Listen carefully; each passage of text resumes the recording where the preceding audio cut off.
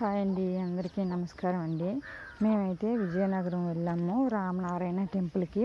అక్కడ చిన్న ఫంక్షన్ ఉందండి, ఆ కోవిల్ దగ్గరలోని. అక్కడికి వెళ్ళి ఇంకెందుకు వచ్చాం కదా అనుకుని రాముల వారిని దర్శనం చేసుకున్నాం అనుకుని వెళ్ళామండి. ఇదైతే ఎంట్రన్స్ రామాలయంకి.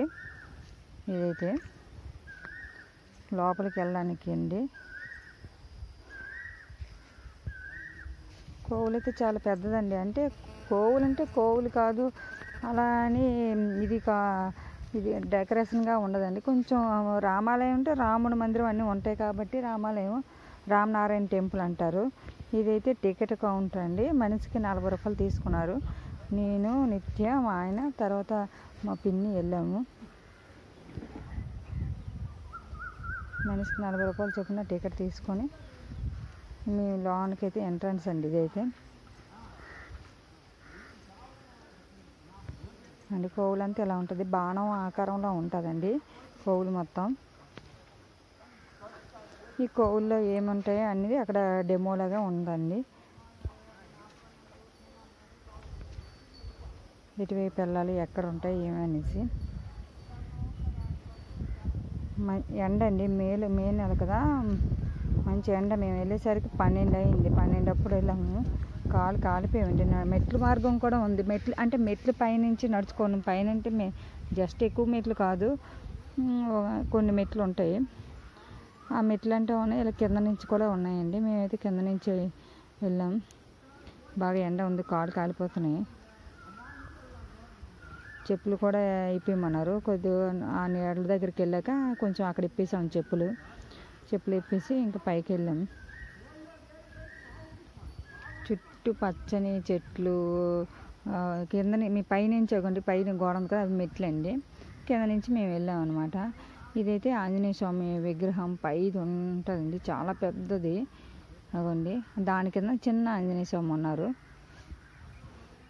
చాలా పైగా ఇలా ఉంటుంది. నైట్ టైం అయితే బాగా లైటింగ్ పెట్టి, లైటింగ్తో పాటు రాముడి వారి చరిత్ర అంతా వేస్తారటండి ఆ లైటింగ్ ద్వారా జనాలకి. నైట్ టైం చాలా బాగుంటుంది. అదే సాయంత్రం పూట చాలా బాగుంటుంది అంటున్నారు, కానీ మాకు సాయంత్రం అవ్వలేదు, మేము వెళ్ళలేకపోయాము.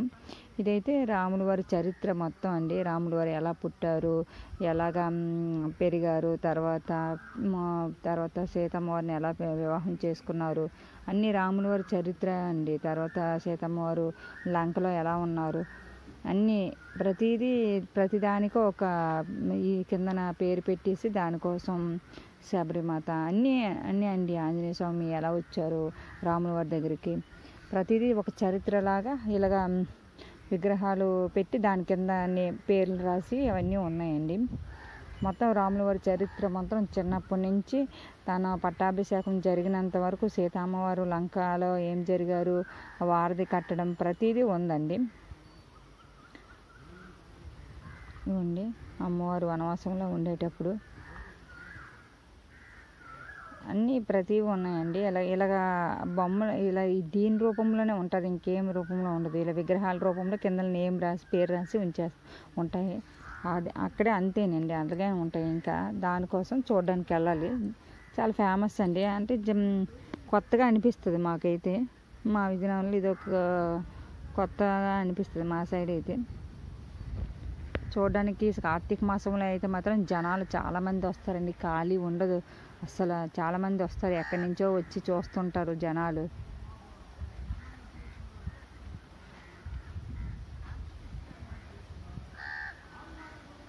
ప్లీజ్ సబ్స్క్రైబ్ చేసుకుని లైక్ చేయండి, షేర్ చేయండి. ఇవ్వండి, ఆంజనేయ స్వామి సంజీవిని పర్వతం తేవడం అన్నీ బాగుంటాయండి. చాలా ఉంటాయి. బాగా కట్టారు కూడా అది కోవిలి. ప్రశాంతంగా ఉందండి. మేము ఎండతో వెళ్ళాం కదా, ఎవరు లేరు, ఒక 10 మంది ఎలా ఉంటారు అంతే. ప్రశాంతంగా ఉంది, చాలా చల్లగా అనిపించింది. లోపలైతే మాత్రం చల్లగా ప్రశాంతంగా ఉంది. ఎవరు డిస్టర్బెన్స్ అయితే ఏం లేదు. కార్తీక మాసంలో అయితే మాత్రం జనాలు చాలా ఎక్కువ ఉంటారట, పిక్నిక్లా అనిపిస్తుంది. బయట చిన్న చిన్న పార్కులా ఉండి గడ్డి అది ఉందండి. అక్కడ సాయంత్రం పూట కూర్చోవచ్చు కాసేపు పిల్లలతో. రాముల వరకు ఇవ్వండి ఈయన కట్టారట, అది ఆ మందిరం అంట. ఆయన కోరికటండి, ఆయన కట్టారు అలాగా. ఆయన పేరు మీద అవన్నీ కట్టారండి. చాలా బాగుంది. ఇది బయటకు వచ్చేసాము. అంటే మేమైతే నడవలేకపోయానండి. కాస్త ఎండ మీద నడుస్తుంటే ఆ టైల్స్ మీద కాలు మాడిపోయేవండి నాకైతే. అసలు ఆ కాలు చర్మం మరి రాదు, అక్కడ వంటికి పోద్ది అన్నట్టు ఉంది ఆ టైల్స్ ఖర్చులకైతే.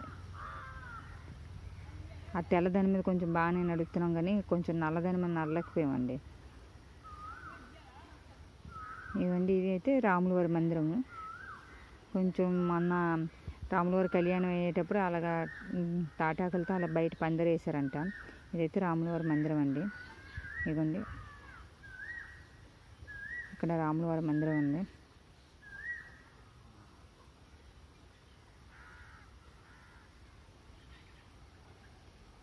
తర్వాత బయటకు వచ్చాక ఇగోండి బయట ఇలా కొంచెం సరస్వతీదేవి విగ్రహం ఒకవైపు లక్ష్మీదేవి విగ్రహం ఇలా చాలా పెద్దగా ఉందండి. ఇటువైపు ఒకలాగా బాణంలా ఉంటుంది, కానీ బాణం బయట ఒకవైపు, బాణం లోపల ఒకవైపు అలా ఉండేట ఉంది. ఇక్కడ ఇది ఒక కోవులండి.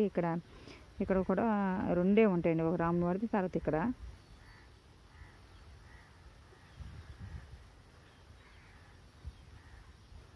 బయట నుంచి అయితే ఇలా ఉంటుందండి కోవులు మొత్తం.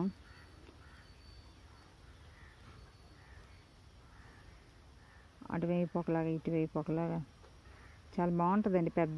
చాలా పెద్దగా ఉంటుందండి. మన మొత్తం 15 ఎకరాలటండి.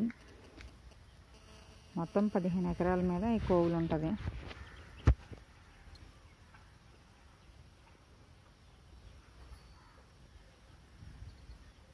మధ్యాహ్నం పూట వెళ్ళాం కదా, మొత్తం అన్నీ అయిపోయినటువంటి పూజలన్నీ క్లీన్ చేసుకుంటున్నారు.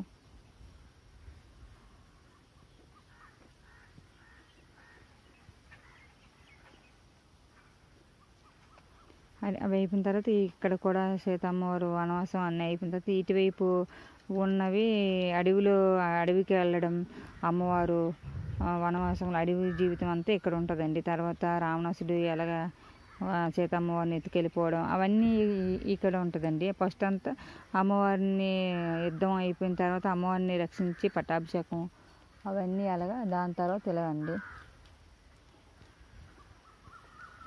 శూర్పణఖ రావడం అవన్నీ ఉంటాయండి. చాలా బోల్డ్ అండ్ డీటెయిల్స్ మొత్తం రామాయణమే అండి అంతను విగ్రహం రూపంలో ఉంటుంది. అంతే ఇవేనండి ఉంటాయి ఇంకా ఆ లోపల. దానికోసం మనం అంటే ఆ చరిత్ర తెలుసుకోవాలని తెలియని చిన్నపిల్లలు ఉంటారు కదండి, వాళ్ళకి చెప్పడానికి బాగుంటుంది. వాళ్ళకి డెమో చూపించినట్టుగా ఉంటుందండి. కింద చదివి మనం ఇదిగో ఇలా జరిగింది రామాయణం, పిల్లలకైతే మాత్రం చాలా బాగుంటుందండి చిన్నపిల్లలకి. అంటే మన రామాయణం ఇలా జరిగింది, ఇదిగో ఇతను రాముల వారు, ఇతను సీతమ్మ తల్లి అని చూపించి వాళ్ళకి అప్పుడు ఇలా జరిగింది, ఇలాగ రామాయణం అంతా వాళ్ళకి నేర్పించినట్టు కూడా ఉంటుందండి. రాముల వారి కళ్యాణం ఎలా జరిగింది, ఆ శివదాన్ని ఎలా ఎత్తారో మొత్తం టోటల్ అంతా ఉంటుందండి.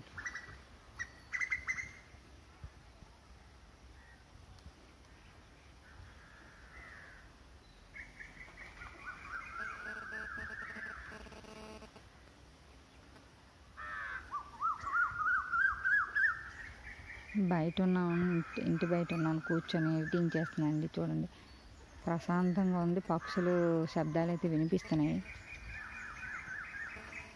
మా ఇంటి బయట.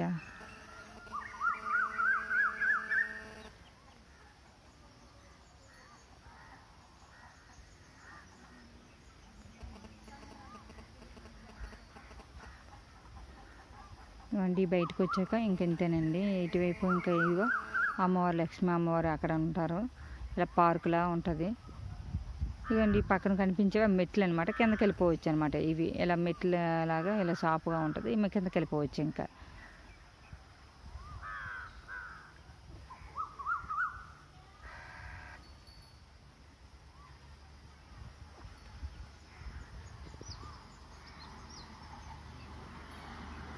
అటువైపు ఇటువైపు సేమ్ బాణంలా ఉంటుంది కాబట్టి అలా ఉంటుందండి, అంతేనండి. తర్వాత ఇది అయితే కొంచెం నారాయణ స్వామి ఇలాగా శేషు దీని మీద పడుకొని ఉన్నట్టు ఉంటుంది. కాకపోతే ఇది నాకైతే అంటే ఇది అట్ట అనిపించింది. అంటే ఇప్పుడు సినిమా షూటింగ్లో ఎలా చేస్తారో అట్ట ఫిట్టింగ్ అనుకున్నాను.